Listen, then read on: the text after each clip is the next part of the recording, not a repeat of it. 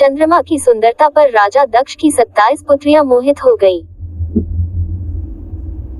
वे सभी चंद्रमा से विवाह करना चाहती थीं। दक्ष ने समझाया, सगी बहनों का एक ही पति होने से दाम्पत्य जीवन में बाधा आएगी, लेकिन चंद्रमा के प्रेम में पागल दक्ष पुत्रियां जिद पर अड़ी रहीं।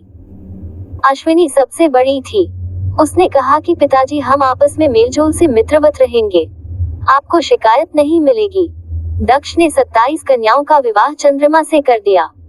विवाह से चंद्रमा और उनकी पत्नियां दोनों बहुत प्रसन्न थे, लेकिन ये खुशी ज्यादा दिनों तक नहीं रही।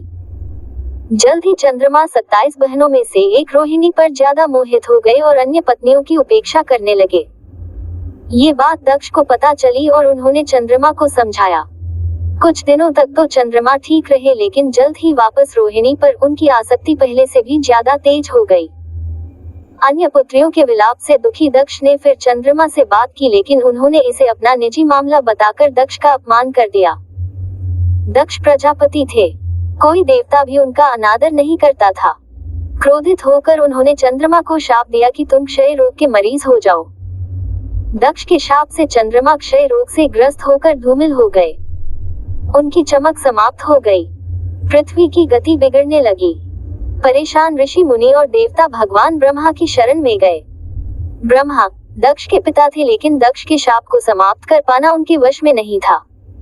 उन्होंने देवताओं को शिवजी की शरण में जाने का सुझाव दिया। ब्रह्मा ने कहा, चंद्रदेव भगवान शिव को तप से प्रसन्न करें। दक्ष पर उनके अलावा किसी का वश नहीं चल सकता। ब्रह्मा की सलाह पर चंद्रमा ने शिवलिंग बनाकर घोर तप आरंभ किया। महादेव प्रसन्न हुए और चंद्रमा से वरदान मांगने को कहा। चंद्रमा ने शिवजी से अपने सभी पापों के लिए क्षमा मांगते हुए क्षय रोग से मुक्ति का वरदान मांगा। भगवान शिव ने कहा कि तुम्हें जिसने शाप दिया है वह कोई साधारण व्यक्ति नहीं है। उसके शाप को समाप्त करना संभव नहीं, फिर भी मैं तुम्हारे लिए कुछ न कुछ करूंगा जरूर।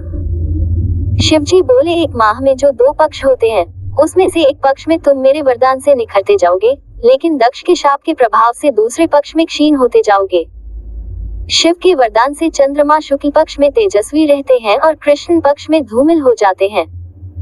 चंद्रमा की स्तुति से महादेव जिस स्थान पर निराकार से साकार हो गए थे, उस स्थान की देवों ने पूजा की और वह स्थान सोमनाथ के नाम से विख्यात हुआ। चंद्रमा की वे 27 पत्नियां ही 27 विभिन्न नक्षत्र हैं।